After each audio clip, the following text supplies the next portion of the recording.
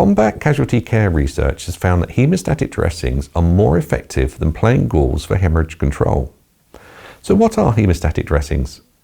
Hemostatic dressings are products that react with the blood in a bleed to stop the bleed.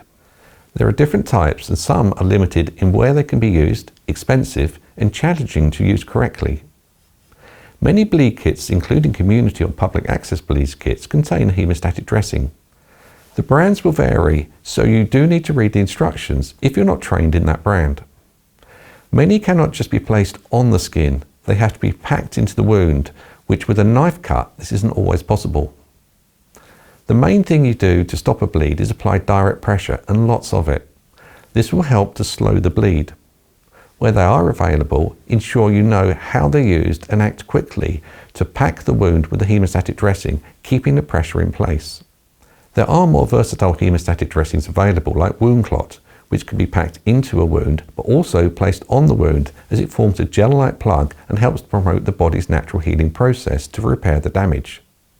Wound clot is easy to use and not as limiting as other hemostatic dressings.